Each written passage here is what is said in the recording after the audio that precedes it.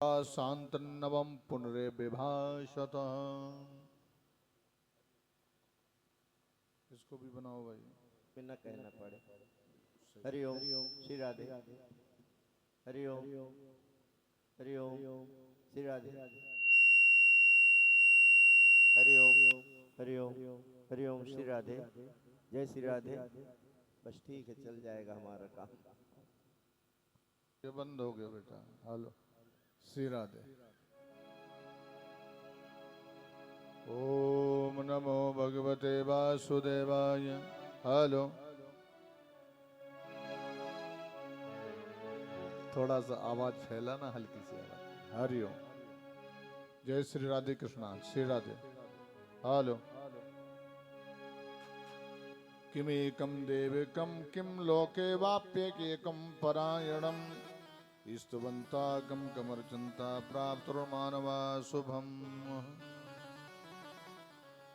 श्री सोच जी महाराज जी कहते हैं, भगवान तो सब पर कृपा करना चाहते हैं। भगवान तो प्रतीक्षा करते हैं कि लोग कब मुझे बुलावे, मैं कब लोगों के काम में आ जाऊं। लेकिन लोग भगवान के पास जाते हैं सबसे लास्ट में, जब कहीं काम नहीं, सब कहीं फेल हो गए, तो भगवान के चरणों में। एक ऐसा परिवार है जिसके ऊपर भगवान ने बड़ी कृपा की, और भगवान उस परिवार में जो एक देवी है वो भगवान की बुआ है। भगवान की रिश्ते में बुआ है। भगवान कहते हैं हमसे कोई भी रिश्ता बना लो, हम सारे रिश्ते बनाने के लिए तैयार। या तो तुम हमारे पिता बन जाओ या हम तुम्हारे पिता बन जाएं। और हम सब लोग प्रयास भी करते हैं भगवान को अपना कुछ ना कुछ बनाने के लिए। जब आरती करते हैं ना तो बोलते हैं तुमेव माता च पिता तुमेव, तुमेव बंधुश्च सखा तुमेव, तुमेव विद्या द्रवणम तुमेव, तुमेव सर्वम मम देव देव।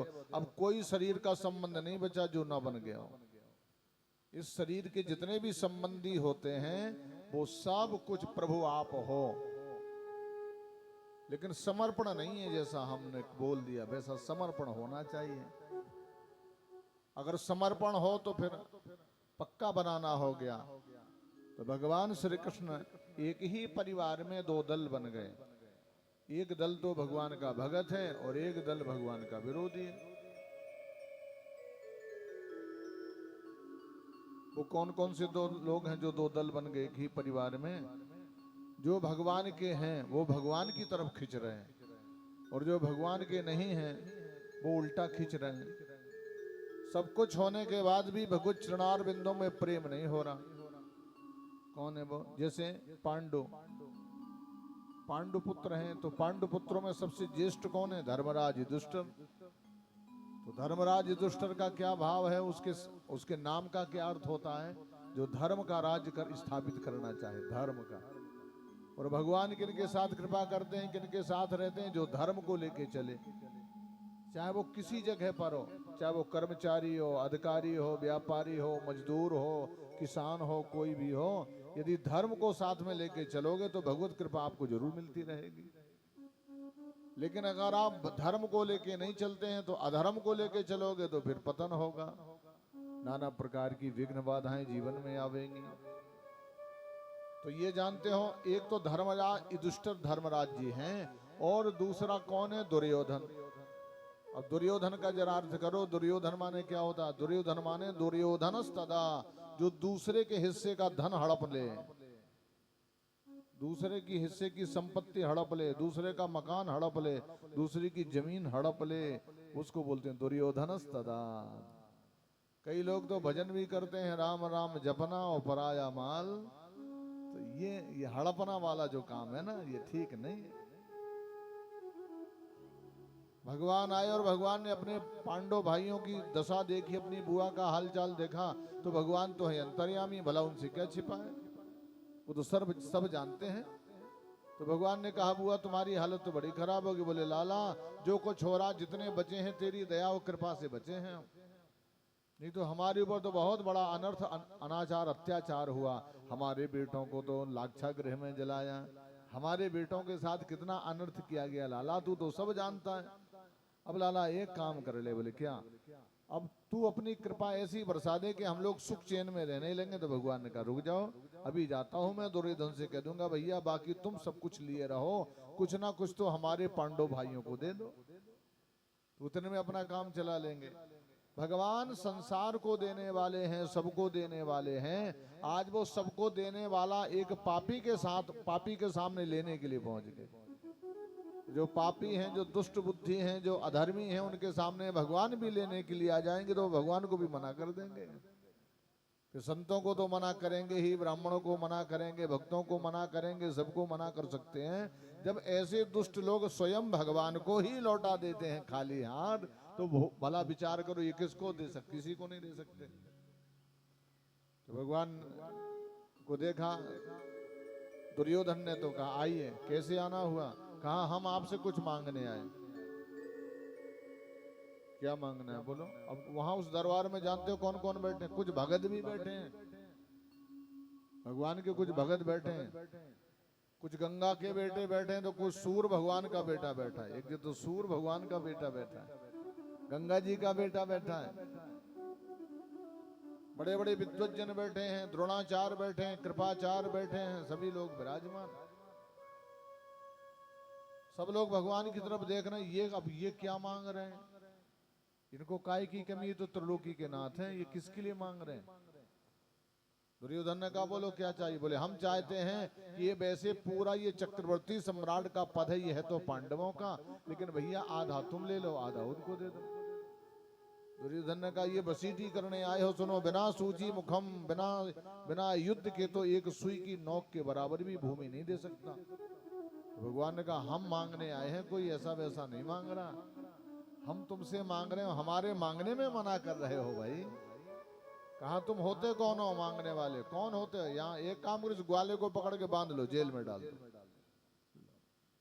भगवान ने कहा लो ये जान नहीं पाया अभी। भगवान को जो जान जाते हैं वो अनजानों जैसा व्यवहार नहीं करते। या तो पाप में इतना, पाप के दलदल में इतने तुम फंस गए हो कि निकल नहीं पा रहे हो, ना अपने आप को जान पा रहे हो, ना परलोक जान पा रहे हो, ना भगवान को जान पा रहे हो, ना भक्ति जान पा रहे हो, ना वैराग जान पा रहे हो, ना शरीर जान पा रहे हो, ना घर परिवार द्वार जान, कुछ नहीं जान पा रहे हो, मूर्ख हो, अनजान हो। तो भगवान ने कहा हम इसके सामने आए हैं, यदि हमको ना जान पाएगा तो गड़बड़ हो जाएगा। तो लोग कहेंगे महाराज जो भजन करते करते करते करते लोग आपको जान जाते हैं, आपके भजन में, आपके नाम में इतना बल है। और महाराज जी जब आप स्वयं, लोग यज्ञ करते करते, पूजा करते करते आपको जान जाते हैं, कथा सुनते सुनते आपको जान जाते हैं, तीर्थ करते करते आपको जान जाते हैं, और प्रभु जब आप जिनके सामने पहुंच जाओ वो ना जान पाए तो फिर बड़ी दुख की बात हो जाएगी महाराज जी। अब क्या किया जाए? जो जाने जिह देह जनाई, और जो जान जाता है फिर वो अनजानों जैसी बात नहीं करता। जो जानहि जेहि देह जनाई, जो जाने जेहि देव जनाई।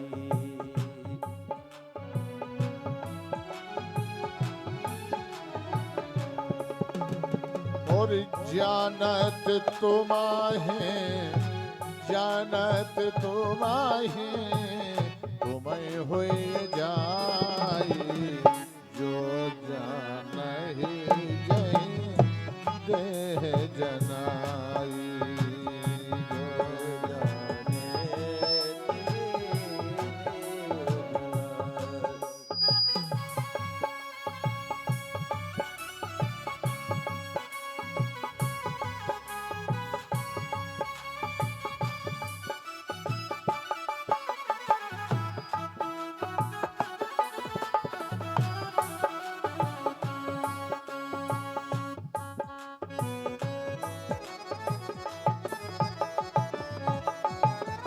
भगवान ने कहा जनाना पड़ेगा भाई, ये हमको नहीं जान पाया। तो जब भगवान को मना किया तो भगवान ने अपना रूप का दर्शन करा दिया कि हम क्या हैं।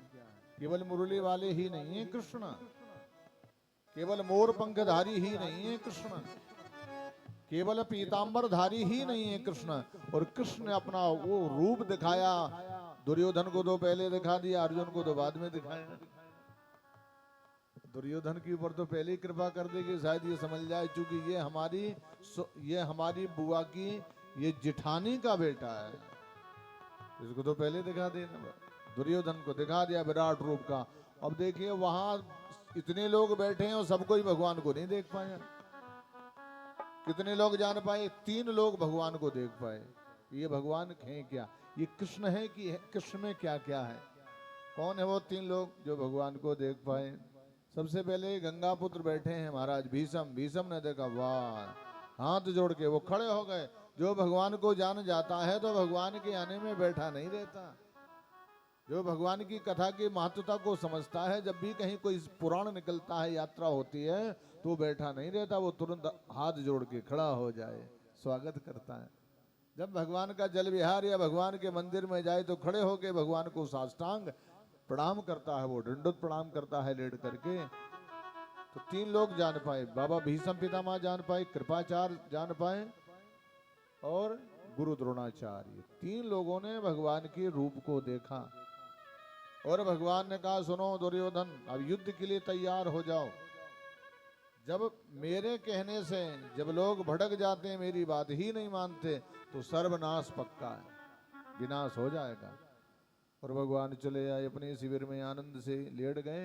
अर्जुन आया, भगवान के चरण चापने लग गया। शकुनी को पता लगा, और शकुनी आया और शकुनी ने कहा, भैया हमने सुना है कि तुमने तो द्वारिकानाथ का तिरस्कार कर दिया।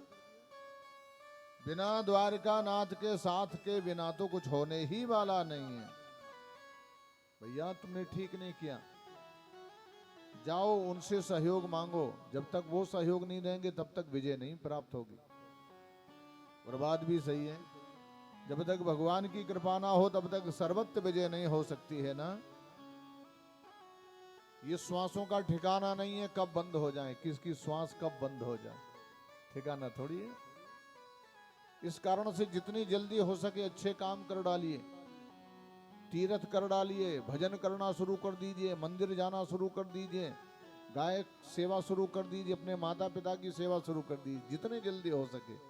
अच्छे काम को टालना नहीं है।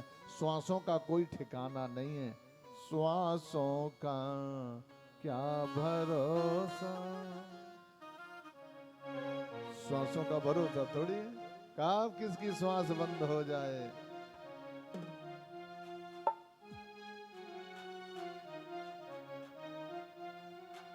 श्वासों का क्या भरोसा, रुक जाए चलते चलते, रुक जाए चलते चलते,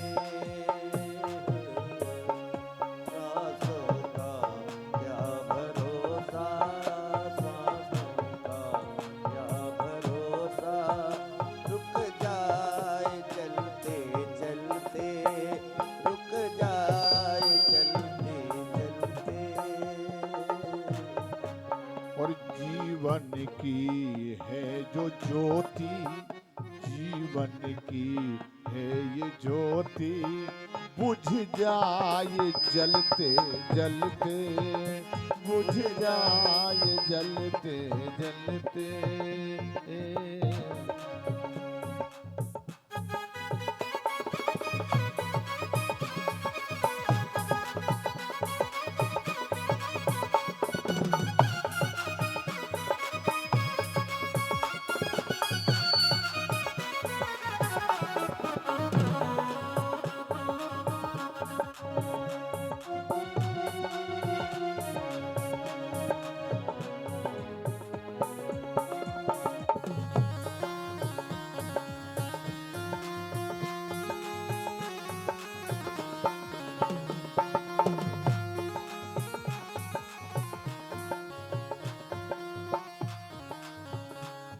जीवन है 4 दिन का, 2 दिन की ये जवानी। योगेश भाई सेठ दो दिन की है जवानी, 2 दिन की है ये जवानी।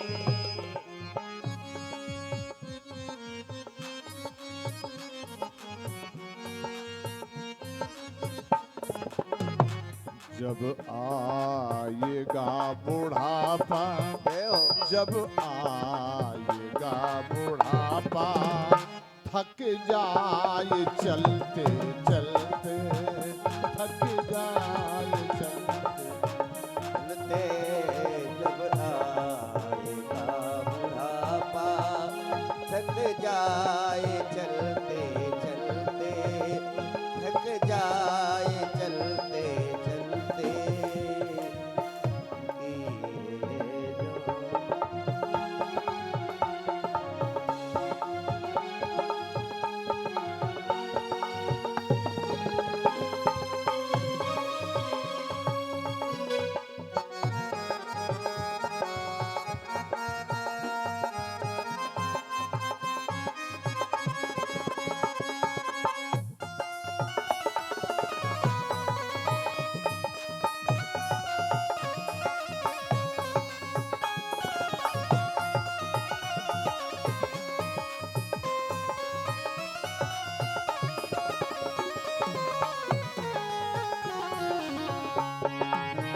बहुत सुंदर।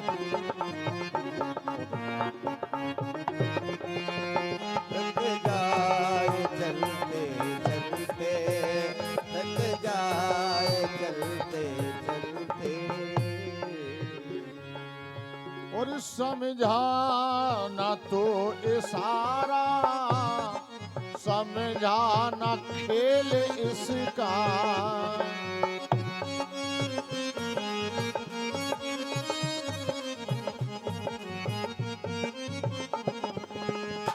क्यों तेरी बात बिगड़ी, क्यों तेरी बात बिगड़ी, हर बात बनते बनते, हर बात बनते,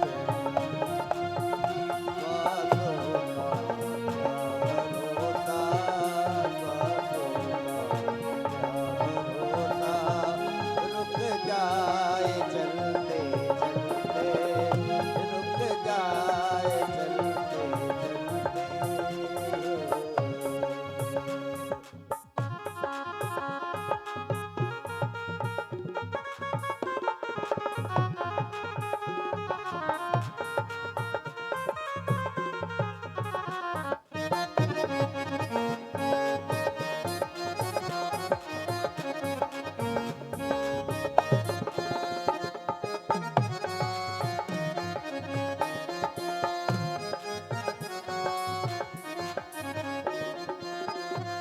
बोलिए भक्त वत्सल भगवान परमं यो महत्तेजा। परमं भैया क्या हो गया इसको? हरिओम। सही कर बेटा यार, एक बार सेट कर दिया फिर बार बार मत टच कर इसे। हरिओम। सब पूरे बैठाल देता है। तू एक बार सेट कर दे दद्दा, मेरी कुर्सी छोड़ के यहाँ बैठ जा तो अच्छा रहेगा। हरिओम। जय श्री राधे कृष्णा। हाँ तूने सब पूरा मटिया मेड कर दिया भाई यार। हेलो, तुझे मशीनों की ज्यादा टेंशन है, हम लोगों की टेंशन नहीं, कथा की टेंशन नहीं। हरिओम। जय श्री राधे कृष्णा। बढ़ाओ सब, जैसे थे वैसे ही करो सब। और ये सब करने के बाद कुर्सी यहाँ डाल के बैठ जाओ, वहां उसे मत छूना। राधे। हरिओम श्री राधे। ये सब पूरा इंस्ट्रूमेंट सब बैठाल देता है। हरिओम। जय श्री राधे कृष्णा। बढ़ाओ इसकी आवाज को। कम से कम वापसी तो ठीक भेज भाई हम लोगों को।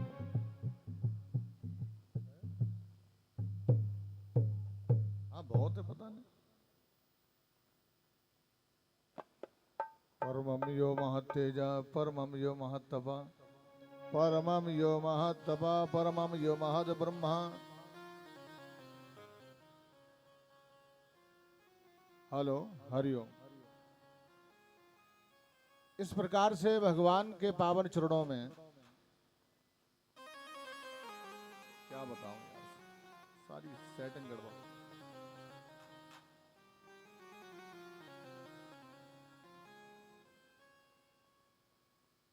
सब पता नहीं तू क्या बैठ बैठ के गड़बड़ कर देता है। पूरा बना बनाया सिस्टम डिस्टर्ब हो जाता है, बड़ी मुश्किल में बनता है। हाँ भाई, क्या है राजपूत जी, अच्छी ऑपरेटिंग कराइए भाई, मामला ठीक नहीं जम रहा।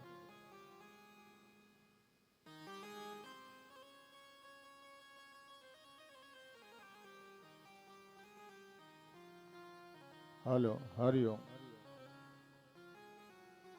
यस्मस्यं प्रलयं मातुः तस्य लोक प्रधान सन्नायुगक्षये।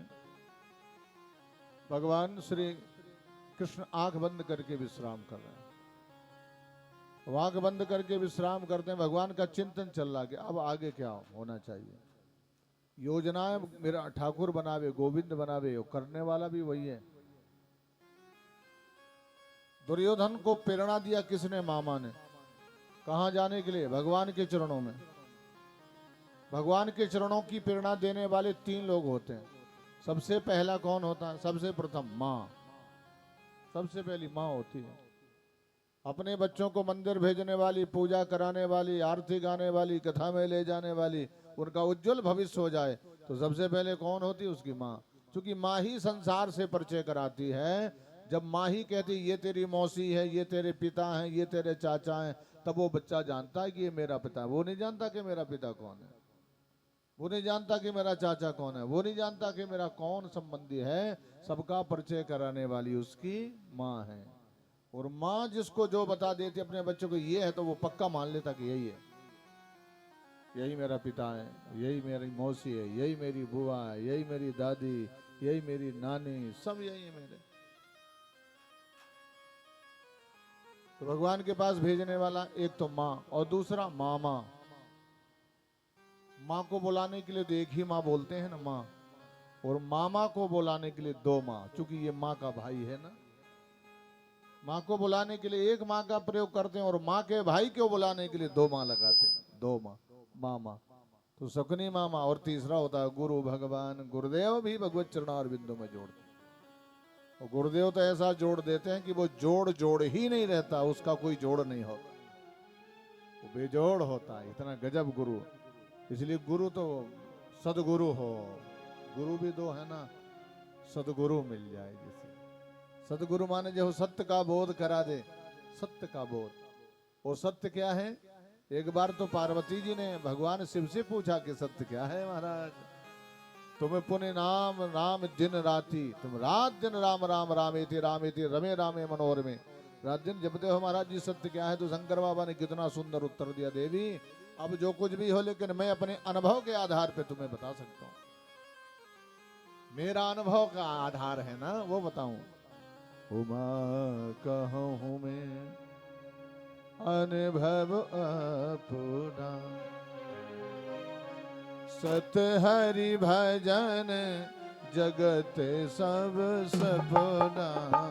उमा कहूँ मैं।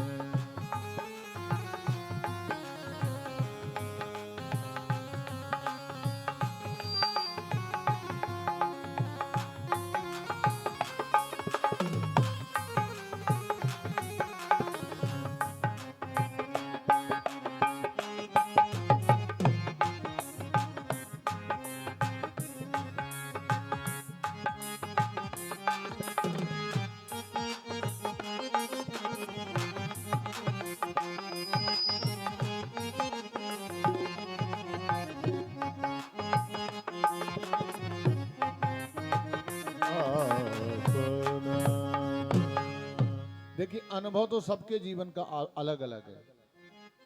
चाहे कोई मजदूर रहा हो, किसान हो, नौकरी करने वाला हो, व्यापारी हो, सबका जीवन का अनुभव है। जो व्यापार करने वाला उसे व्यापार का अनुभव है, जो नौकरी करने वाला उसे नौकरी का अनुभव, जो खेती किसानी करने वाला उसे खेती किसानी का अनुभव है, और जो भजन करने वाला है, जो कथा सुनने वाला, उसे भजन का अनुभव है। तो भोलेनाथ ने कहा ये मेरा अनुभव है, सत्य हरि भजन। भगवान का भजन ही सत्य है, बाकी सब असत्य है। कुछ भी सत्य नहीं है और बात भी सत्य है। जब लोग 4 कंधों पे जब लद करके जाते हैं, बैठ करके लेट करके जाते हैं, तो जितने लोग साथ में जाते हैं वो सभी बोलते हैं ये नहीं बोलते हैं कि मकान सत्य है, ये नहीं बोलते कि परिवार सत्य है, ये नहीं बोलते कि बेटा बेटी सत्य है, ये नहीं बोलते कि शरीर सत्य है। क्या बोलते हैं? राम नाम ये बोलते हैं। ये जो सत्य है वो सत्य को स्वीकार करते हैं। इस भाव से हमारे भोलेनाथ भगवान के भजन का अनुभव जानते हैं। तो भगवान विचार करते हैं, अब भगवान के पास भेजने वाला मामा शकुनी, और अर्जुन पहले से भगवान के चरणों में है। जो भगवान के चरणों में रहता है उसके जीवन में आनंद ही आनंद है। और आनंद जब तक हमारा संबंध भगवान के चरणों में नहीं होगा तब तक आनंद नहीं मिलेगा। सुख तो मिल सकता है गृहस्थी में, धन में, व्यापार में, लेकिन आनंद नहीं मिलेगा। सुख का विलोम है, सुख आएगा तो दुख भी आएगा, रात आएगी तो दिन भी आएगा, लेकिन आनंद आएगा तो विलोम आनंद का है ही नहीं, क्योंकि आनंद तो विलोम रहित है ना, फिर दुख है ही नहीं जीवन में, चाहे आप जिस हाल में रहना। पैसे में सुख नहीं है। अगर पैसे में ही सुख होता तो पैसे वाले तो बहुत रो रहे हैं, उनको नींद नहीं आती बिना गोली के, उनको बिना नशा की नींद नहीं आती, वो इतना सब गड़बड़ हो गया। इस कारण से सुख तो प्रभु के चरणों के चिंतन में मिलता है। जो भगवान के चरणों का चिंतन करते करते सो जाए, उससे ज्यादा सुख किसी के जीवन में नहीं है। सबसे ज्यादा आनंद उनके जीवन में। और देखा दुर्योधन ने कि ये अर्जुन तो इनके चरणों में बैठा, ये आंख बंद करके लेटे हैं। इसने कहा मैं तो चरणों में नहीं बैठूंगा, मैं नहीं बैठूंगा, ये तो ग्वाला है। अभी मैंने उल्टा सीधा बोला इसको, ये अब मैं इसके चरणों में बैठूंगा तो फिर मेरी नाक नीचे हो जाएगी। अब क्या, मैं तो सिराने बैठूंगा। सिराने बैठ गए। जबकि सुख, असली सुख कहाँ मिलता है? मिलता है सच्चा सुख केवल भगवान तुम्हारे चरणों में। अरे पिता के चरणों में झुक करके देखो, पिता के चरणों में लेट करके देखो, सुख ना मिले तो कोरे कागज में लिख लेना, मुझे बताना। संतों के चरणों में लेट के तो देख लो, ब्राह्मणों के चरणों में लेट के देख लो, और भगवान के चरणों में लेट के देखो, आनंद की अनुभूति हो जाएगी, अनुभव हो जाएगा। इस कारण से महाराज भक्ति भाव से, अब इसके अंदर भक्ति तो है नहीं, और ये जाकर के सीधे भगवान के सिराने विराज गया, और भगवान ने आंख खोली तो सबसे पहले भगवान को भगत दिखाई पड़ता है। जो भगवान का है भगत। भगवान किसके बस में है? हीरा मोती के बस में नहीं है, भगवान लड्डू मिठाई के बस में नहीं है। भगवान किसके बस में? भगत के बस में है भगवान। जो भगत है, और भगत का मतलब है जो इधर उधर नहीं भगत, जो इधर उधर नहीं भागता, विधर्मी अधर्मियों के चक्कर में नहीं भागता, जो पापियों के चक्कर में नहीं भागता, जो काम के चक्कर में नहीं भागता, जो लोभ में नहीं भागता, जो क्रोध में नहीं भागता, ईर्षा द्वेष अहंकार में नहीं भागता, वो भगत, वो केवल भगवान के चरणों में ही रहता है। तो भगवान ने नेत्र खोले तो अर्जुन विराजमान। त्वयं भ्राता त्वयं भ्राता। भैया कैसे? अर्जुन कैसे? गोविंद मैं जाता ही कहाँ हूं, मेरा तो सब कुछ आप हो, आपको छोड़ के मैं कहीं नहीं जाता। अच्छा तो फिर तुम कब से आए हो? बोले मैं बहुत देर से बैठा हूं, जब से आप शयन कर रहे हो तब से मैं विराजमान हूं। दुर्योधन आके खड़ा हो गया, अहम पूर्वम, पहले मैं आया। लो, अर्जुन ने कहा ये झूठ बोला, अहम पूर्वम, पहले मैं आया। दुर्योधन ने कहा नहीं ये झूठ बोलता। भगवान के सामने झूठ बोलना पाप है, वैसे ही झूठ बोलना पाप है, लेकिन भगवान के सामने, कथा में, मूर्ति के सामने, गुरु के सामने, माता पिता के सामने, मंदिर में झूठ बोलना महापाप है। तो ये भगवान के सामने कहता है कि अहम पूर्वम, पहले में आया। भगवान का चलो ठीक है, क्यों आए हो भाई दोनों लोग? अब आपने घोषणा कर दी कि युद्ध होगा और युद्ध में नरसंहार होगा, तो हम आपसे कुछ मांगने आए हैं। भगवान ने कहा क्या मांगना है? भगवान ने कहा बोलो। महाराज अब आप तो जानते हो युद्ध में क्या मांगना पड़ता है, आपकी मदद की आवश्यकता है, आपके सहयोग की आवश्यकता है। भगवान ने कहा देखो भाई, मांगने वाले दो हैं और देने वाला एक। हम एक काम करते हैं, हम अपने आप को दो भागों में बांट देते हैं। एक तरफ मेरी सारी यदुवंशी सेना, नारायणी सेना रहेगी, और एक तरफ हम अकेले रहेंगे। हमारी शर्त होगी हम युद्ध में शस्त्र नहीं उठाएंगे। अब बोलो भाई दुर्योधन तुमको क्या चाहिए? हमारी नारायणी सेना चाहिए कि हम चाहिए? तो कहा महाराज जी जब आप ना तो सुदर्शन उठाएंगे, ना गदा उठाएंगे, ना तलवार उठाएंगे, ना युद्ध करेंगे, तो महाराज जी हमें आपकी वहां क्या हो सकता है? तो भगवान ने कहा ठीक है, क्या चाहिए? नारायणी आपकी सेना चाहिए। तो भगवान ने कहा सेना ले जाओ, ले जाओ। बड़ा खुश हुआ, भगवान की सेना मिल गई। अरे सेना का भी बलवर्धन कहां से होता है? भगवान की कृपा से। वो बलवर्धन करने वाले हाथ तो कहाँ हैं? और यहाँ पर अब अर्जुन से पूछा, अर्जुन तुम्हें क्या चाहिए?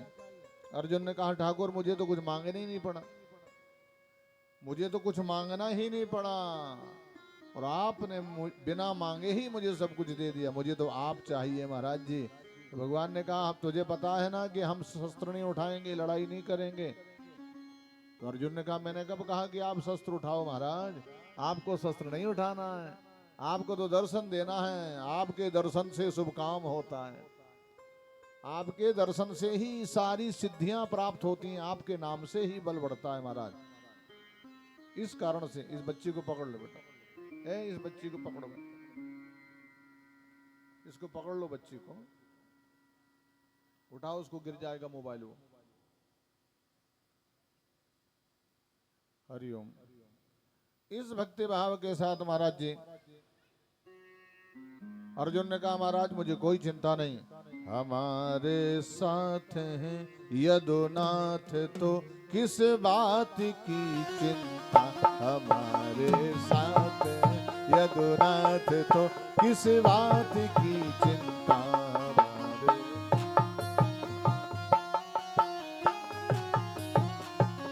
हमारे साथ हैं रघुनाथ तो किस बात की चिंता।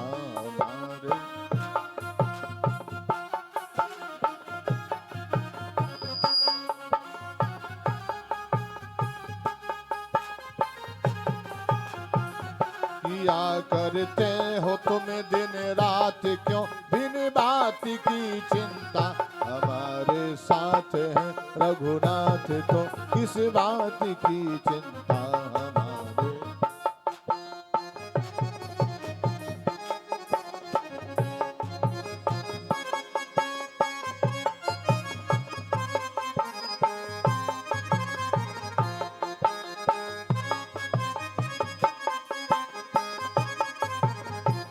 न खाने की न पीने की न मरने की न जीने की,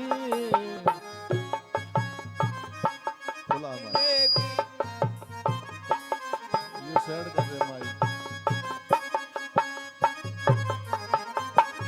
न खाने की न पीने की न मरने की न जीने की,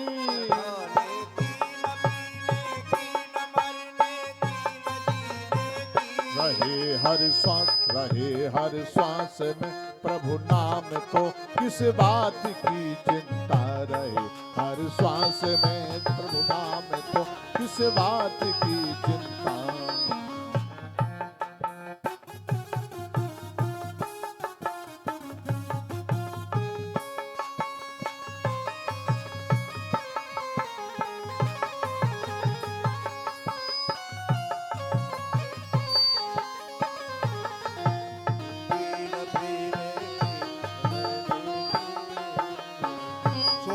भगवान की चर्चा करें पूजा सदा अर्चा,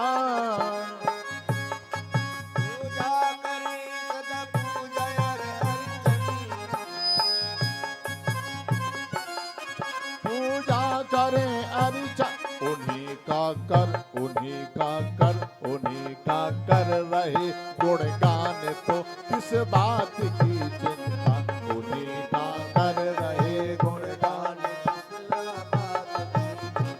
हमारे साथ हैं यदुनाथ तो किस बात की चिंता, हमारे साथ है यदुनाथ तो किस बात की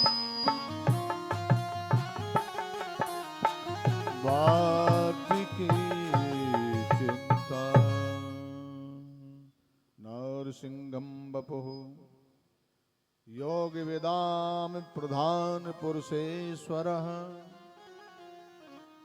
योगो योग वेदाम क्षेत्रज्ञ क्षेत्रज्ञ ये विचार। भगवान ने कहा तुम संतुष्ट हो अर्जुन? बोले महाराज जी बिल्कुल। संतुष्टि तो उसी के जीवन में है जिसके जीवन में आप हो। जब तक जिसके जीवन में आप नहीं आते हो, चाहे जितना जो कुछ हो, वो संतुष्ट होता ही नहीं। उसके दिल में यह सूत्र नहीं आता है कि जो प्राप्त है वो पर्याप्त है। उसके दिल में यह फार्मूला नहीं है, ये सूत्र नहीं है कि जो प्राप्त है वो पर्याप्त है। जो है वो बहुत है। जितना गोविंद ने प्रसाद दिया वो पर्याप्त है। फिर भी हाय तृष्णा बोल रही हो, कृष्णा कृष्णा, और चारों तरफ मड़रा रही है कृष्णा। ये तृष्णा से दूर तो तभी कृष्णा ही दूर कर सकता है। भगवान के 1000 नाम है, हर नाम का अलग अलग बल है। तो अर्जुन एक काम करो, हम तुम्हारे लिए एक काम जरूर करेंगे। कौन सा? हम तुम्हारे लिए तुम्हारे ड्राइवर बन सकते हैं, तुम्हारे सारथी बन सकते हैं। अरे प्रभु, अगर आप हमारे सारथी हो जाओगे तो फिर हमारी गाड़ी का कभी एक्सीडेंट तो होगा ही नहीं। जिनकी गाड़ी के ड्राइवर भगवान हो जाएं, फिर वो भला कैसे गड्ढे में गिरेगी? गाड़ियां तो उसी के गड्ढे में गिरती जो नशा जाते हैं और नशा करके चलाते हैं, और बिना भगवत कृपा का हेलमेट नहीं पहना। भगवत कृपा का हेलमेट, कृष्ण चरणों की कृपा का हेलमेट नहीं पहना, और नशा में नशा गए हो और गाड़ी चला रहे हो, और मोह माया में इधर उधर कान में लगा करके, वो एक छोटा सा यंत्र कान में लगा है और उसी में लगे लगे चले जा रहे, तो पता नहीं कहां लग जाएगी और गिर जाओगे और रिफर हो जाओगे बहुत जल्दी। हरा इस कारण से बंधुओं, अर्जुन ने कहा महाराज मेरी गाड़ी का एक्सीडेंट तो हो ही नहीं सकता। कोई नहीं कहेगा न तेरा कसूर न मेरा, न तूने सिग्नल देखा न मैंने देखा, और ये रब्बा रब्बा कुछ नहीं हो सकता। अर्जुन से कहा अर्जुन हम तेरे ड्राइवर बनेंगे, लेकिन सुनो, तुम्हें याद है क्या, मैं जिस गाड़ी का ड्राइवर बनूंगा उस गाड़ी पर बैठने के लिए एक और तैयार है। वो तुमसे वचन दिया था, उसको भी बुला लो ना। कौन है महाराज जी? याद करो, एक बार शिवरात्रि का समय था और मुझे शंकर की पूजा करनी थी, तो मैंने तुम्हें फूल लेने के लिए भेजा था। हिमालय, बहुत खुश रहो, बहुत अच्छा। हिमालय की तरहटी में, और ये फूल लेने के लिए हमारे अर्जुन गए थे। तो अर्जुन ने पूछा नहीं, उस बगिया के फूल तोड़ने लग गए। हो जब फूल तोड़ के आए तो एक बूढ़ा बंदर बैठा है। बूढ़े बंदर ने कहा ओ भैया, कहाँ के साहूकार हो तुम? रखवाला बैठा है, तुम बिना रखवाली की अनुमति के बिना ही अंदर प्रवेश कर गए और साजिश अच्छे अच्छे से फूल तोड़ के लिए जा रहे, कौन हो तुम? तो अर्जुन आए, बोले तुम ए बंदर, तो है तो बूढ़ा बंदर, तेरे बाल सफेद हो रहे हैं। हम अरे व्यापार के लिए थोड़ी फूल तोड़ रहे हैं, ये किसी को बेचने के लिए थोड़ी तोड़ रहे हैं, किसी के घर घर पर पैसा पाने के लिए थोड़ी फूल तोड़ रहे हैं। हम तो फूल तोड़ रहे हैं द्वारिका नाथ की शिव पूजा के लिए, शिव पूजा के लिए। तो बूढ़े बंदर ने कहा भैया, तो ये तो चोरी के फूल है ना, चोरी के। अर्जुन ने कहा तुझे मुझे नहीं जानता, मैं गांडीवधारी अर्जुन हूं, देख मेरा गांडीव धनुष। तो बंदर ने कहा चोरी और ऊपर से सीना चोरी, चोरी भी करे और ऊपर से हमें धमकी भी दिखावे कि मैं गांडीवधारी अर्जुन हूं। उस बंदर ने कहा भैया ये ठीक काम नहीं कर रहे, ये कौन पूजा करेगा इन फूलों की? कहा द्वारिका नाथ। किन की पूजा करेंगे? भोलेनाथ की। बोले भोलेनाथ तो परम कृपालु हैं, लेकिन अब तेरा दोष नहीं है। क्यों? जो पूजा करेगा इन फूलों की तो वो तो शुरू से ही चोर रहा है। उसने तो माखन चोरी की, चीर चोरी की, दिल चोरी की, मन चोरी की, रुक्मणी की चोरी की, पता नहीं कितनी चोरियां की, और तू उनके लिए चोरी के फूल लेके जा रहा, तो इसमें कोई दोष नहीं था। अब तो अर्जुन को क्रोध आ गया, हमारे प्रभु को तू चोर चोर करके बोला। बंदर सावधान हो जा, क्या नाम है पहले तो अपना परिचय बता। तो इस बंदर ने कहा मुझे नहीं जानते, मैं पवन पुत्र हनुमान हूँ, हनुमान हूँ। अरे तुम हो हनुमान, तुम्हारा नाम तो बहुत सुना था हनुमान जी, तुमने तो वो काम किया जो राम जी को लज्जित करवा दिया तुमने। क्यों? क्या किया? अरे राम जी को लज्जित करवा दिया। ये पुल बनाने की क्या जरूरत थी समुद्र में? मैं होता तो बाणों का पुल बना देता और मेरे बाणों के पुल पर सारी सेना राम जी की उस पार निकल जाती, फिर वापस हो जाती, फिर मैं अपने बाण निकाल लेता तो समुद्र की मर्यादा बनी रहती और पुल का पुल बन जाता, राम जी का काम चल जाता। हनुमान जी ने कहा तेरे बाणों का पुल एक ही बंदर तोड़ देता। वो पता नहीं कौन सा बंदर आता, तेरा पुल टूट जाता तो बीच में बंदर डूब जाता, कौन सा मगरमच्छ उसको खा जाता। इसलिए ये तेरे बाणों का काम नहीं था। अरे अर्जुन ने कहा मेरे बाणों का पुल कौन तोड़ सकता था? हनुमान जी ने कहा हम एक ही लात मारते जोड़ से तो टूट जाता। तो अर्जुन ने कहा चलो हम बनाते हैं बाणों का पुल, तोड़ के बताओ। हनुमान जी ने कहा तोड़ देंगे तो बोले आग जला के मैं जल जाऊंगा अगर मेरा बनाया हुआ पुल टूट जाए तो। और नहीं टूटा तो हनुमान जी ने कहा तो हम भी आग में समाधि ले लेंगे। लो, हैं तो दोनों ही भगवान के। अब दोनों का पूर्ण संकल्प हो गया। अर्जुन गया समुद्र के किनारे अपने गांडू धनुष से सुंदर सुंदर तीरों के द्वारा सुंदर पुल बना दिया। हनुमान जी से कहा जाओ अब तोड़ो इसको। और जैसे हनुमान जी ने अपने अपने रोए रोए में, हनुमान जी के हाथ में बड़ा बल है, इतना बल है हनुमान जी के हाथ में कि एक मुक्का मार दे तो पुल टूट सकता था एक मुक्के में। कितना बल है हनुमान जी का। हनुमान जी की डिग्री कितनी बड़ी है, अतुलित बल धामम, इतना बड़ा सर्टिफिकेट है। इस सारी पृथ्वी को 4 दिग्गज संभालते हैं और शेषनाग जी 4 दिग्गज चारों दिशाओं में होते हैं, वो बड़े बलशाली दिग्गज होते हैं। और जितने 10,000 दिग्गजों का बल होता है, ये चारों दिशाओं में रहने वाले दिग्गज, 10,000 दिग्गजों का जितना बल है उतना इंद्र के ऐरावत का अकेले बल है। जो इंद्र का ऐरावत हाथी है उसका अकेले बल है। और जितना 10,000 इंद्र के ऐरावत हाथी में बल है उतना इंद्र की एक मुक्का में बल है, इंद्र की एक मुट्ठा में बल है। और जितना 10,000 इंद्र की मुट्ठाओं में बल है उतना हनुमान जी की अकेली एक मुट्ठी में बल है। इसलिए अतुलित बल धामम, इनके बल का कोई नाप तोल नहीं है। तो हनुमान जी ने मुक्का मारा लेकिन वो नहीं टूट रहा। अब नहीं टूट रहा तो हनुमान जी ने कहा इसमें कुछ गड़बड़ है, कौन रक्षा कर रहा है इस पुल की जो नहीं टूट रहा। हनुमान जी ने झांक के देखा तो श्री राम जी नीचे खड़े। अरे मेरे प्रभु बचा रहे हैं, जिसे राम जी बचाएं भला उसे कौन तोड़ सकता है। तो हनुमान जी तुरंत नीचे आए, प्रभु को प्रणाम किया। अर्जुन ने कहा देखो भाई नहीं टूटा ना, मैंने कहा था ना इसे कोई नहीं तोड़ सकता, अब अग्नि में समाधि ले लो। हनुमान जी ने कहा जरा देख, जरा ऊपर पुल पे चढ़ के तो देख। और अर्जुन जैसे पुल पे चढ़ा उसने झांक के देखा तो मुरली वाला खड़ा नीचे अपने सिर में पुल धारण किए, दोनों गले से मिल गए। हनुमान जी ने कहा भैया जब तुझे हमारी जरूरत हो तो हमें बुला लेना, आज से तुम हमारे छोटे भाई हो, हम तुम्हारे बड़े भाई। तो हनुमान जी का आवाहन किया तो हनुमान जी पधारे। हनुमान जी कहाँ बैठेंगे? ध्वजा में। हनुमान जी कहाँ बैठे? झंडे में, लाल झंडे में। जो हनुमान जी का झंडा है उस झंडे में हनुमान जी महाराज विराजमान हो गए। संभवो भावनो भरता प्रभरीश्वर स्वयंभो शंभुरादित्या पुष्कराक्षो महेश्वर। हनुमान जी महाराज ऊपर विराजमान है, अर्जुन पीछे हैं और आगे गोविंद है। अब बताओ अपने भगत की कैसे रक्षा किए हैं। ऊपर हनुमान जी अतुलित बल धाम में महाराज जी, ऊपर हनुमान जी व्यवस्था कर रहे हैं, रक्षा कर रहे हैं, और सामने स्वयं श्री द्वारिकानाथ विराजे और पीछे अर्जुन को किए हैं। बड़ा विशाल युद्ध हुआ। आज बाबा भीष्म को दुर्योधन ने सेनापति बना दिया। बाबा भीष्म जो गंगा जी के पुत्र हैं, जिन्हें एक ऐसा वरदान है जब चाहेंगे तभी मरेंगे और नहीं चाहेंगे तो नहीं मरेंगे। ऐसा वरदान यदि किसी को मिल जाए फिर देखो वो कितना उत्पात कर ले। अब ये पता है कि हम 2-4-10 साल में सरकने वाले हैं तो भी उत्पात कितना करते हैं लोग।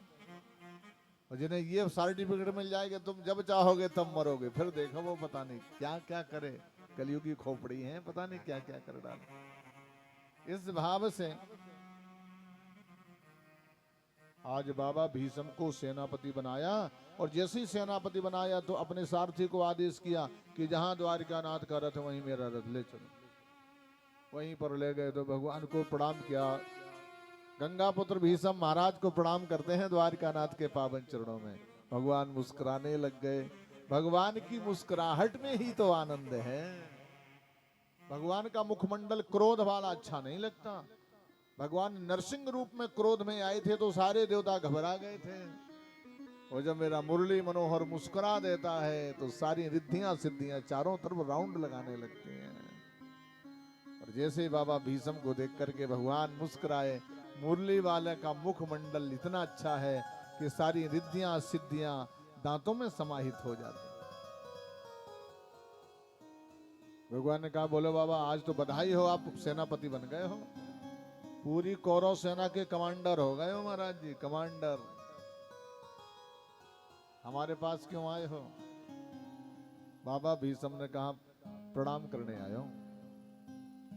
यदि कोई आईएएस बने, पीसीएस बने, कोई अधिकारी बने, कर्मचारी बने, सफल व्यापारी बने, सफल विद्यार्थी बने, तो बाबा भीष्म कहते हैं बिना तुम्हारी इच्छा के कुछ नहीं हो सकता। ये आपकी इच्छा है ना, प्रभु आपकी कृपा से सब काम हो रहा है। करते हो कन्हैया मेरा, करते तो मुरली वाले, करने वाले तो कृष्ण हैं। ये सब आपके द्वारा हो रहा है। ये मेरे गोविंद की लीला है। राम स्वरूप जी से तो हमारा परिचय नहीं हुआ, लेकिन देखिए गोविंद ने कैसे जोड़ दिए, तो बड़ी प्रसन्नता है, मुझे बहुत अच्छा लगा।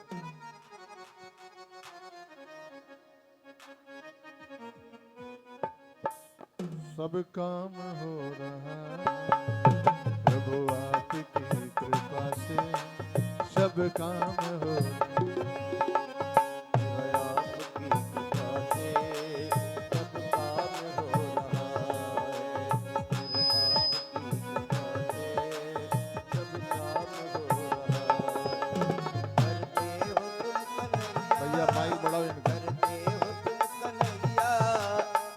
नाम हो रहा है, मेरा आपकी कृपा से सब काम हो रहा है, मेरा आपकी कृपा से सब काम हो रहा है।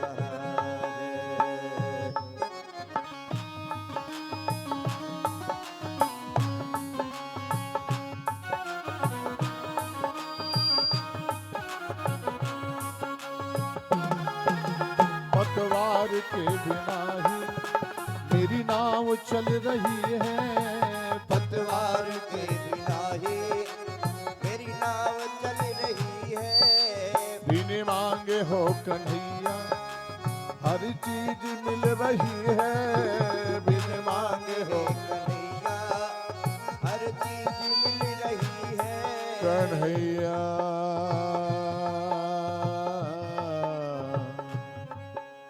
अब क्या बताऊं मोहन, मोहन अब क्या बताऊं मोहन, शुभ काम हो रहा है। अब क्या बताऊं मोहन, आराम हो रहा है। करते हो तुम कन्हैया, करते हो तुम कन्हैया, मेरा नाम हो रहा है, मेरा आपकी कृपा से सब काम हो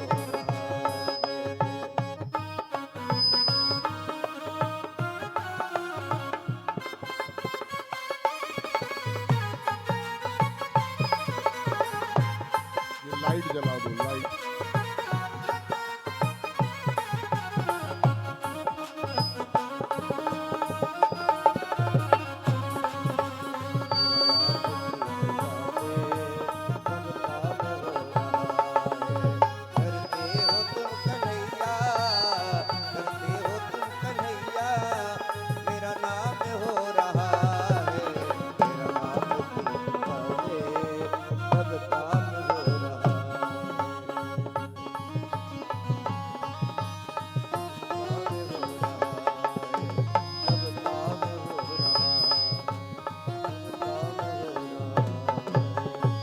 और वास्तव में सब गोविंद की कृपा से ही हो रहा है।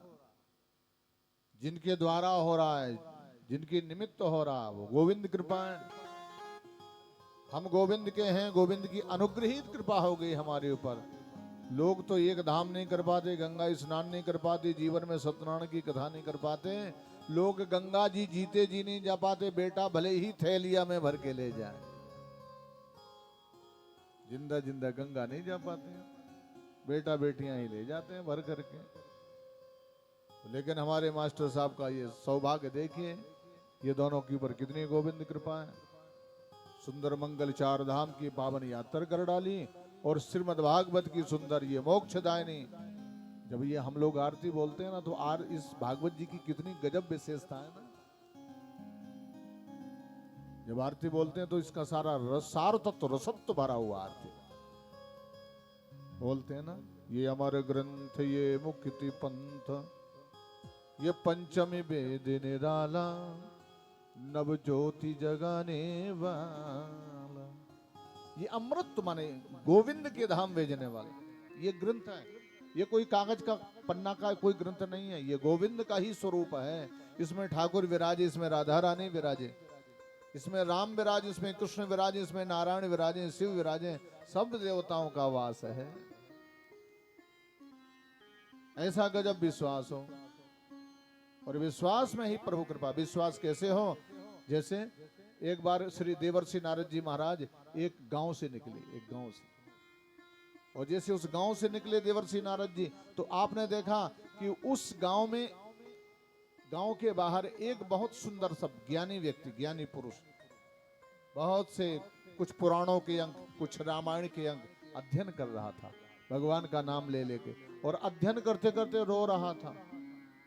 जिनके अंदर प्रेमा भक्ति होती है वो इतने प्रेम विभल हो जाते हैं कि भगवान की कथा सुनते सुनते रोने लग जाएं, भगवान की कथा पढ़ते पढ़ते रोने लग जाएं। ये प्रेमा भक्ति है, ये सबके अंदर नहीं है। ये भक्ति तो उसी के अंदर आती है जो प्रभु के चरणों का अनन्य प्रेमी है,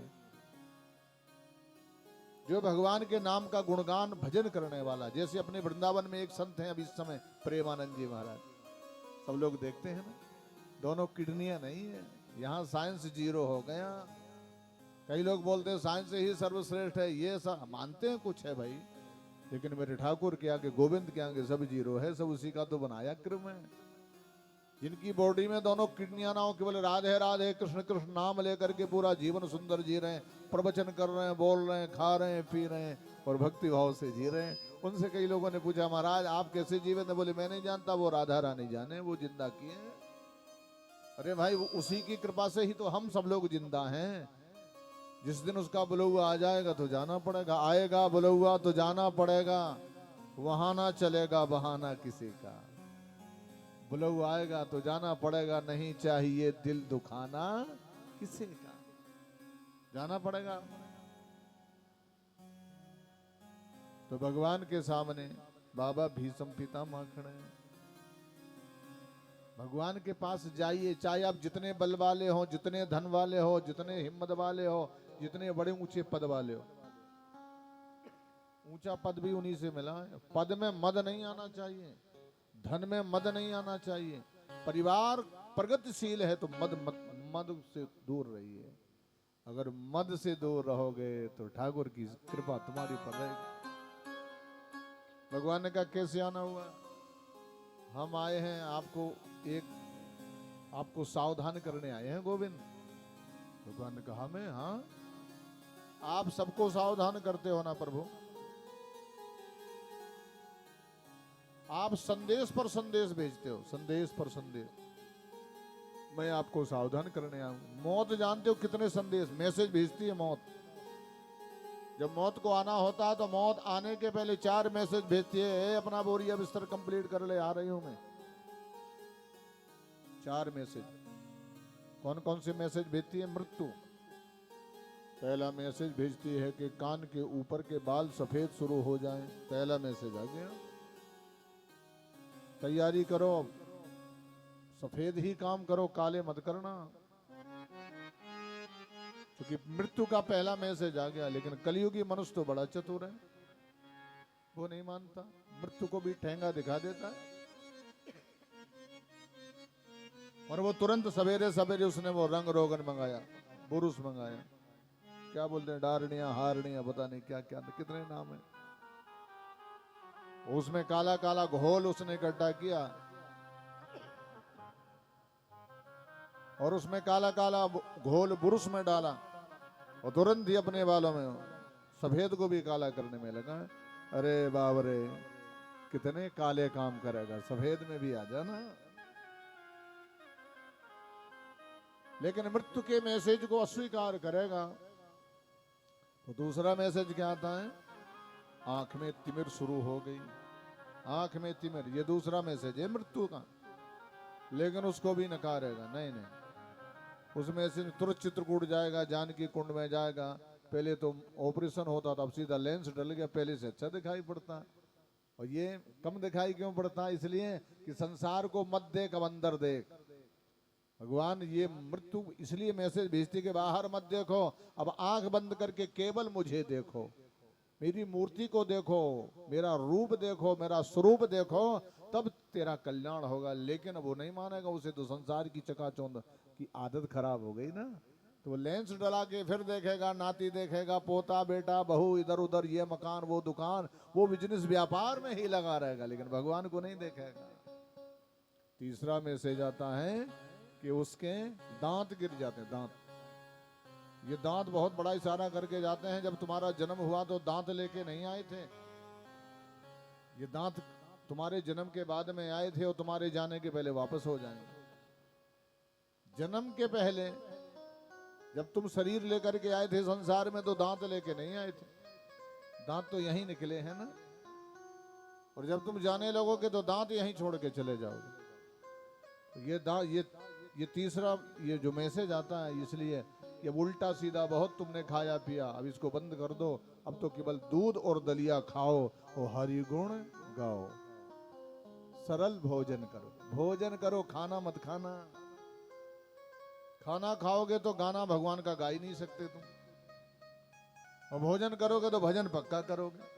अब खाना को जरा, खाना का शब्द का अर्थ करिए, खाना माने क्या होता है। खाना को उल्टा करो जरा, खाना को उल्टा करिए तो क्या बनेगा, ना खा। खाना को उल्टा करिए तो क्या नहीं।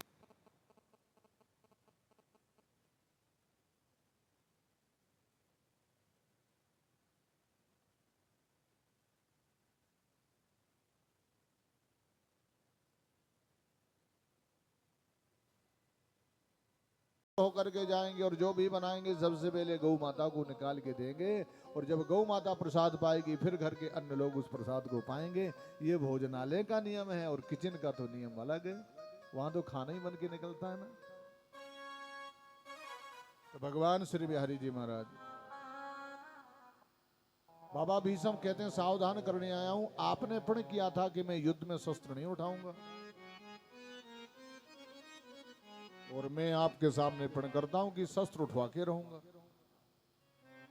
भगवान ने कहा यह सब तो नहीं होगा।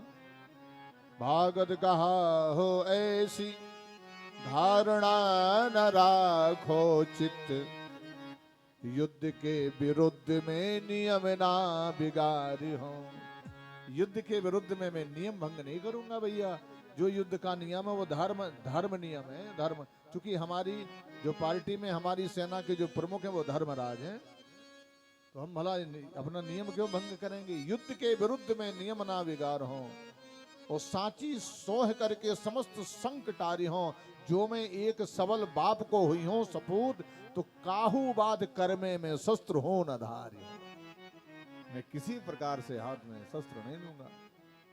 भगवान से गंगा पुत्र ने कहा, तो महाराज हम भी गंगा के बेटे हैं।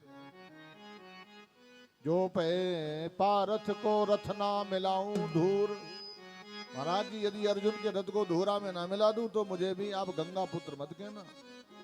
जो पे रथ पारथ को रथ ना मिलाऊं धूर, तो है मोहे गंगा को लाल ही न मानियो। बड़ा विशाल युद्ध किया बाबा भीष्म ने।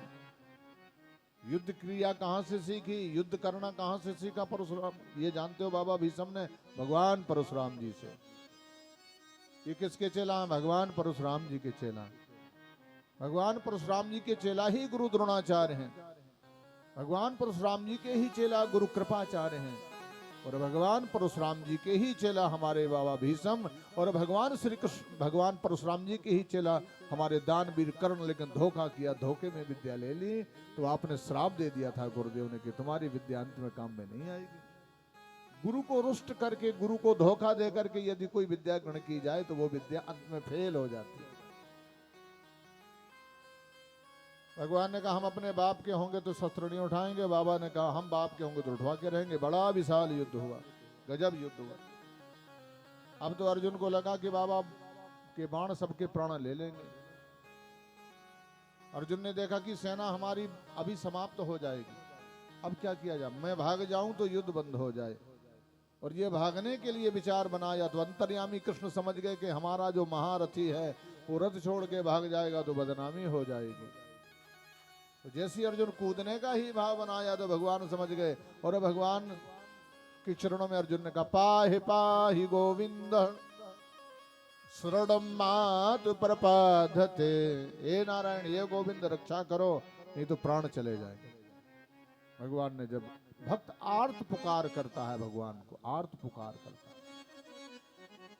आर्त माने जानते हो, ऐसा सुर निकलता है जो ईश्वर को के कान खड़े कर देता है। स्वर कभी कभी ऐसा सुर निकलता है कि लोग नहीं नाचना चाहे तो नाचने लगते हैं। कभी कभी ऐसा सुर निकलता है कि सांप भी नाचने लगता। सांप जहरीला, बामी के अंदर रहने वाला, सबको डसने वाला, प्राण लेने वाला, जब स्वर निकलता, स्वर माने देवता, जब उस आवाज में, उस लय ताल में देववास हो जाए तो सर्प भी नृत्य करता है। और देववास हो जाए तो उस स्वर के आगे ई लग जाए तो ईश्वर हो जाए, ईश्वर। और जैसे अर्जुन आर्त भाव में पुकारा, भगवान ने सुदर्शन ले लिया। कहीं कहीं सुदर्शन का भाव मिलता है, कहीं कहीं चाबुक का, कहीं कहीं रथ के पहिए का, ये भाव आता है। तो बाबा भी सामने अपना धनुष बाण वहीं रथ में रख दिया, हाथ जोड़ के खड़े हो, जय हो गोविंद, आइए प्रभु ले लो प्राण मेरे। मैं अपनी श्वास देता हूं आपके नाम लेने में, श्वास श्वास देता हूं आपके नाम लेने में, हाथ देता हूं आपकी पूजा करने में, चरण लगा देता हूं आपके तीर्थ यात्रा में, दिल लगा देता हूं आपके ध्यान में। आप मेरा सिर ले लीजिए प्रभु, ये आपके चरणों में चला जाए, और क्या चाहिए। भगवान ठहर गए। बाबा भी सबने कहा देखो आपने प्रण किया था, भंग हो गया आपका प्रण। भगवान ने कहा क्यों? आपने कहा था हम अपने बाप के होंगे तो शस्त्र नहीं उठाएंगे, वो आपने उठा लिया तो महाराज ये सारा संसार आपकी निंदा करेगा। भगवान ने कहा देखो भाई, जा को एक बाप सो बचावे निज अपनी लाज। भैया हमारे एक दो बाप थोड़ी, कोई कहे नंदी यशोदा को लाल मुहे, कोई कहे देव की वसुदेव को कुमारे, सिंधु खम्ब धरणी पाषाण ते प्रकट हो। अरे हम जन्म थोड़ी लेते, हम तो प्रकट होते हैं, भय प्रकट कर पाला। हम लोग तो जन्म लेने वाले हैं, माँ के गर्भ में आते हैं, 9 महीने गर्भ में रहते हैं, मलमूत्र के कुंड में रहते हैं, फिर बाहर आते हैं। लेकिन भगवान तो भय प्रकट कर पाला, वो अंदर थोड़ी आता, वो तो बाहर प्रकट होता है। बाहर भगवान कैसे प्रकट होता है, कितना गजब विश्वास है संतों में। जैसे बता रहा था, एक गांव में एक ज्ञानी व्यक्ति रोज अध्ययन किया करता था भगवान की कथा का। देवर्षि नारद जी निकल पड़े, और जैसे देवर्षि नारद जी निकल पड़े तो वो चरणों में गिर के अपनी किताबें पुस्तकें छोड़ के, जय हो नारद जी महाराज, संत भगवान का दर्शन हो गया, मेरा अहो भाग्य। तो नारद जी ने कहा भैया तू तो बड़ा भगत है, क्या चाहिए तुझे हमसे? महाराज आप हमें इतना बता दीजिए कि बैकुंठ में हमारा नंबर कब आएगा, भगवान से इतना पूछ लेना। आप तो भगवान के पास जाते रहते हो ना, तो भगवान नारायण से केवल इतना पूछना कि बैकुंठ में हमारा नंबर कब आएगा। तो नारद जी ने कहा पूछ लेंगे भैया, इसमें हमारा क्या जाएगा। और जैसे ही थोड़ा आगे चले, उस गांव के बाहर गांव एक बरगद का वृक्ष था, और उस बरगद के पेड़ के नीचे एक मोची, जूता बनाने वाला मोची, वो मोची जूता बना रहा था। उसने देखा देवर्षि नारद जी का आगमन हो गया, बड़ा प्रसन्न हुआ, सारी उसने रोपी ओपी चमड़ा मवड़ा सब छोड़ दिया और देवर्षि नारद जी के चरण पकड़ के खूब रोया। गजब मेरा भाग्य, आज मेरा कितना गजब भाग है कि देवर्षि नारद जी जैसे महात्माओं का दर्शन हो। संत दरस जिम पात संत के दर्शन से पाप कटता है। इसलिए जब सवेरे सवेरे देखो, जब आप कहीं यात्रा में जा रहे हो ना, वो कोई पापी मिल जाए, अमंगली मिल जाए, उल्टे सीधे मिल जाए तो घर में वापस हो जाते हैं, आज का दिन ठीक नहीं है। और अच्छे लोग मिल जाएं, संत मिल जाएं, दूध पिलाती हुई गाय मिल जाए, न्योला मिल जाए, पुस्तक लिए चंदनधारी ब्राह्मण मिल जाए, तो फिर वो काम, जिस काम के लिए जा रहे वो काम होगा। तो दर्शन का भी बड़ा बल है, दर्शन का बड़ा महत्व है। इस कारण से महाराज हमारी बहनें जब जल भरने के लिए जाती हैं और भरे कलश जब किसी को मिल जाए, भरे कलश, तो लोग समझ जाते हैं कि हम जिस काम के लिए जा रहे हैं वो काम होगा, और वो भरे कलश में भी लक्ष्मी भर देते हैं, ले हमारा मंगल काम हो जाए। तो जो वो मोची था, नारद जी को देख के बड़ा प्रसन्न हुआ। नारद जी ने कहा भैया क्या चाहिए हमसे? बोले महाराज 80 साल का हो गया मैं, और महाराज जी ये जूता बनाते बनाते मेरा जीवन निकल रहा है, आप तो भगवान विष्णु के परम धाम जाएंगे ना? बोले हाँ भैया हम तो रोज जाते हैं। तो महाराज जी भगवान विष्णु से एक बात जरूर पूछ लेना कि मेरा नंबर वैकुंठ में कब आएगा, कब आएगा मेरा नंबर, कि मैं जूतियां ही बनाता रहूंगा, कितने जन्म और लेने पड़ेंगे। कोशिश ये होनी चाहिए कि अगला जन्म ना लेना पड़े, इसी जन्म में ही गोविंद के धाम पहुंच जाए। ये परम मौका मिला है। हम भगवान से वादा करके आए हैं मौका मिलेगा तो बता देंगे। एक बार तूने मौका दे दिया हमें, अब पता नहीं, क्या पता तुझे तन दोबारा मिलेगा कि नहीं मिलेगा। और तन मिलेगा, शरीर मिलेगा, पता नहीं काहे का मिलेगा। गारंटी नहीं कि तू जिस कुल परिवार में जन्म लेके आया है कि अगली बार फिर वहीं आ जाए, कोई गारंटी नहीं। कौन सी तुझे योनियां प्राप्त हो जाएं। इसलिए मौका ऐसा मिला है, ऐसा प्रयास कर लो कि प्रभु के पावन चरणों में ही पहुंच जाए। ये अनन्य लाभ है। नारद जी भगवान के पास पहुंचे, महाराज आपके 2 भगत मिले थे मृत्युलोक में, और दोनों भक्तों ने महाराज जी एक ही बात पूछी। क्या? दोनों भगत पूछते थे कि हमारा बैकुंठ में नंबर कब आएगा। भगवान ने कहा भैया एक काम करो तुम नारद जी, उन दोनों से एक बात बोल देना, तो तुम स्वयं बता दोगे कि बैकुंठ में कौन आएगा। हमारे बताने की जरूरत ही नहीं। हमारे संत इतने चतुर होते हैं, जो भजन करने वाले हैं, कथा सुनने वाले, राम है भजहि ते चतुर नर। भगवान को सब कोई नहीं भज पाता, माला लेके भजन सब कोई नहीं कर पाता। राम है भजहि ते चतुर नर, परिहर सकल भरोस। जो सारे भरोसों को छोड़ के भगवान का भजन करे, किसी का भरोसा नहीं। आशा एक राम जी की, दूजी आशा छोड़ दो।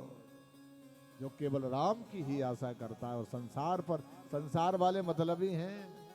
तुम जब तक इनके काम के रहोगे तब तक ये तुम्हारा साथ देंगे, और जिस दिन तुम इनके काम के नहीं हो, ये तुम्हारे काम के नहीं है। इसलिए आशा एक राम जी की, दूजी आशा छोड़ दो।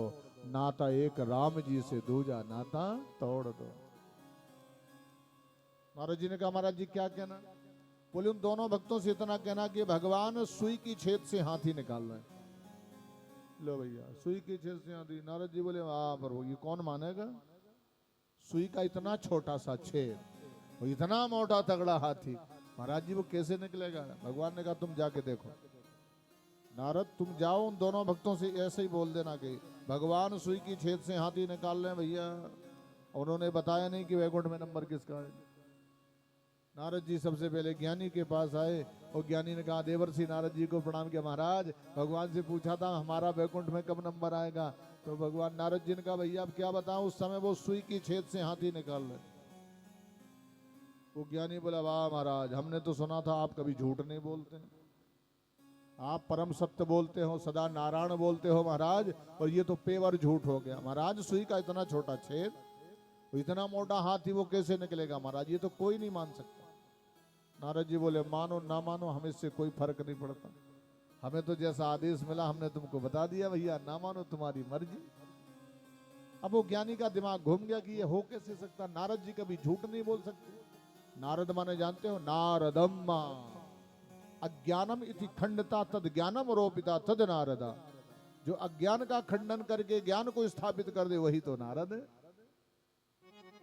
और सबसे सरल अर्थ है नारद, जिसकी बात ब्रह्मा भी रद्द ना कर पावे, उसी का नाम नारद। नारद तो नारद झूठ नहीं बोल सकते, और वो सुई की छेद से हाथी कैसे निकलेगा, दिमाग घूम गया उसका। भगवान के भगत नारद जी मोची के पास पहुंचे, मोची चरणों में लेट गया, जय हो प्रभु। भगवान ने क्या बताया? बोले भैया मत पूछ, तेरे नारायण उस समय सुई की छेद से हाथी निकालने में लगे।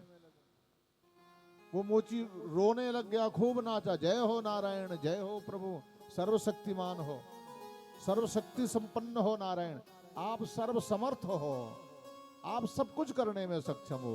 नारद जी बोले क्यों रो रहा है, क्यों नाच रहा है? महाराज मेरे नारायण की लीला तो देखो, वो सुई की छेद से भी हाथी निकाल देगा। नारद जी बोले कैसे निकालेगा, पागल तो नहीं हो गया? इतना छोटा सुई का छेद, वो इतना बड़ा मोटा हाथी, एक पांव नहीं निकलेगा हाथी का, और उसकी सूंड नहीं निकलेगी, उसका कान नहीं निकलेगा, इतना मोटा हाथी कैसे निकलेगा? और मोची बोला वाह नारद जी आप मुझसे व्यंग करते हो, मेरे नारायण में बहुत क्षमता है, वो सब कर सकते हैं। कैसे कर सकते हैं? वो मोची दौड़ा दौड़ा बरगद का गूलर लेके आ गया, वो बरगद के गूलर में से उसने एक बरगद का बीज निकाला जो राई से भी छोटा होता है, लाल लाल होता, राई से छोटा। वो बरगद का बीज लेके नारद जी से बोले नारद जी ये बताओ इस बरगद के बीज ये क्या है? बोले ये बरगद का बीज है। बोले महाराज इस छोटे से बरगद के बीज में इतना बड़ा बरगद का पेड़ भरा कि नहीं भरा, ये बताओ भरा कि नहीं भरा? नारद जी बोले भरा है। तो बोले जब मेरे नारायण इतने से छोटे सी बीज में इतना बड़ा बरगद भर सकते हैं तो सुई की छेद से हाथी क्यों नहीं निकाल सकते हैं? ये विश्वास है, ये भाव है, ये श्रद्धा है, ये लगन है, ये प्रेम है। तो भगवान ने कहा भैया हम प्रकट होते हैं। भीषम से बोले सिंधु खम धरणी पाषाण ते प्रकट हो, कहाँ लो बखानो मेरे अमित अवतार हैं, और जाको एक बाप सो बचावे निजे अपनी लाज, और मेरी कौन लाज मेरे बाप तो हजार। भीषम बोले आपसे कोई नहीं जीत सकता महाराज, लो ऐसा कोई नहीं कह सकता कि 1000 बाप के हैं हम, एक ही बाप के सब होते हैं। आप बोले बाप तो 1000 हैं। अब भगवान को भी दर्द हुआ दिल में कि बताओ हमारी प्रतिज्ञा भंग हो गई। तो भगवान ने कहा ठहर जाओ बाबा भीषम, जाको प्रभु दारुण दुख देहि, ताकि मति पहले हर ले। दुर्योधन आया बाबा से, बोला बाबा आज पता चला हमें, भोजन हमारा करते हो, मलाई हमारी खाते हो, सेवा हमारी पत्नियां करती हैं, और भला तुम पांडवों का करते हो। बाबा ने कहा बेटा तूने कैसे समझा? अरे 5 पांडवों में से एक भी पांडव नहीं मरा, वो 5 के 5 हैं, और हमारे 26 भाई मारे गए, तो हमें कितना दर्द है। बाबा ने कहा आज कृष्ण की प्रतिज्ञा भंग हो गई। बोले उससे हमें क्या मिला, हमें प्रतिज्ञा से कोई मतलब नहीं। अरे 5 में से एक ही घट गया होता तो लगता कि 4 बचे, धीरे धीरे 4 भी समाप्त हो जाएंगे। तो बाबा को क्रोध आ गया। बाबा ने कहा भैया कल हम सूर्यास्त के पहले 5 में से एक पांडव का वध कर देंगे। अब प्रतिज्ञा तो कर दी, लेकिन युद्ध होने के पहले शंकर के मंदिर में आपने प्रतिज्ञा की थी, कृष्ण के सामने प्रतिज्ञा की थी कि संसार का वध करेंगे, बाबा भीषम ने कहा था, लेकिन 5 पांडवों में से हम किसी का वध नहीं करेंगे। तो आज दुर्योधन के उकसाने पर, बहकाने पर बहक गए। कई लोग बहक जाते हैं ना, कई लोग भटक जाते हैं, सत्य छोड़ देते हैं, राम छोड़ देते हैं, कृष्ण छोड़ देते हैं, पूजा छोड़ देते हैं, तीर्थ छोड़ देते हैं, यहाँ तक कि अपने माता पिता छोड़ देते हैं, अपने पति छोड़ देते हैं और भटक जाते हैं बहकाने में। ऐसे लोग ना घर के हैं और ना घाट के। सब कुछ छोड़ना, मकान छोड़ देना, वस्त्र जो उल्टे सीधे पहनते हैं उनको छोड़ सकते हैं, खाना उल्टा सीधा खाते हैं वो छोड़ सकते हैं, लेकिन सनातन पद्धति परंपरा जीवन में कभी नहीं छोड़ना चाहिए। ये भगवत चरणारविंदों में जोड़ने वाली परंपरा है। बोलिए भक्त वत्सल भगवान की जय हो।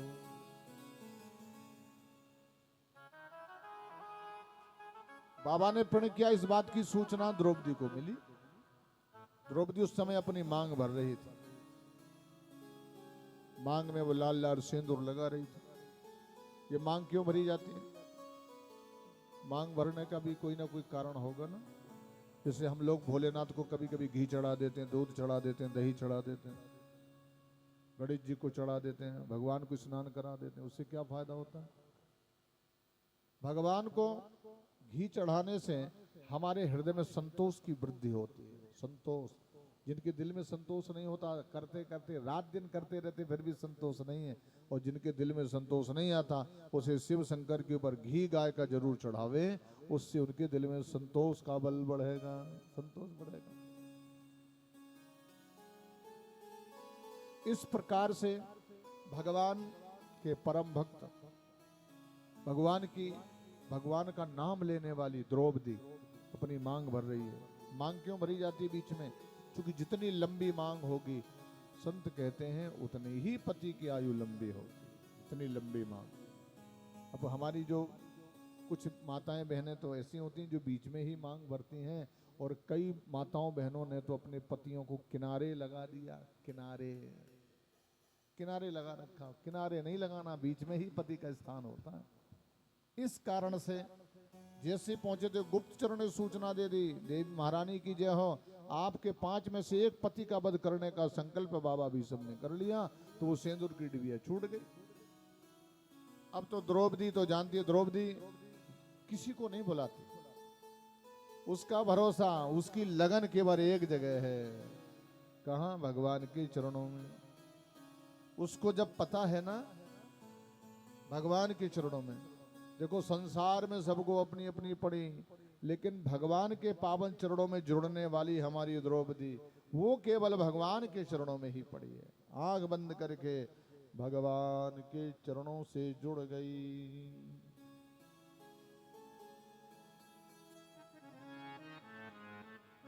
जिनकी वाणी हरि नाम जपे, उनके जीवन में कौन कमी।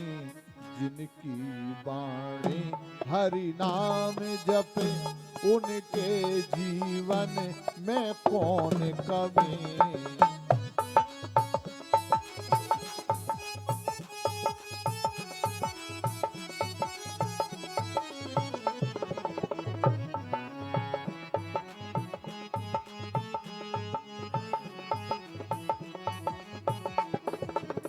और जिनके कर सो तुझ सेवा हो, उनके जीवन में कौन कमी।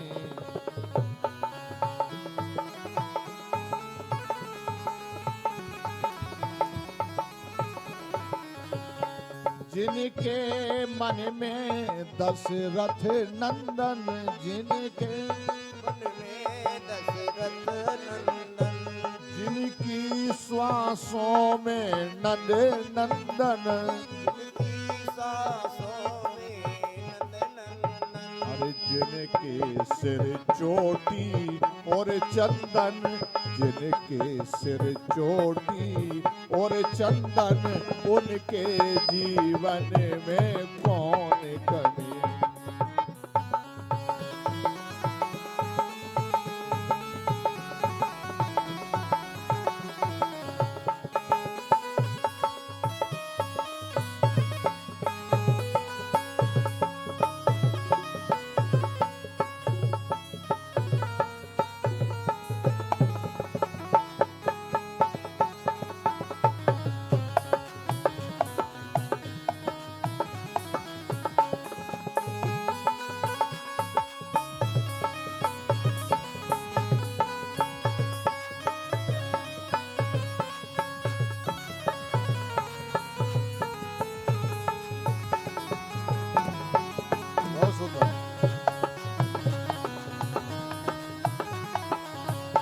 जो नाम जपें और काम करें, जो नाम जपे और काम करे, और राम नाम नित्य नित्य जपें, और राम बिना ना काम करें, और राम बिना ना काम करें, और आराम करें विश्राम करें, हर श्वास में प्रभु का नाम रखें। आराम करे जिसके, अरे वे नहीं अकेले इस जग में, वो नहीं अकेले हैं जग में, सदा राम के साथ रहे।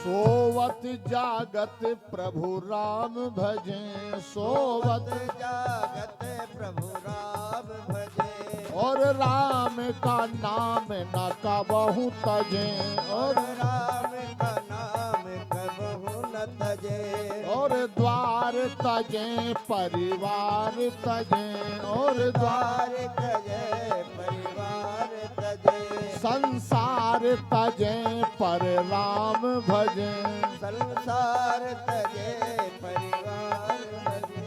हे अनिल संग श्री राम सदा, उनके जीवन में कौन कमी।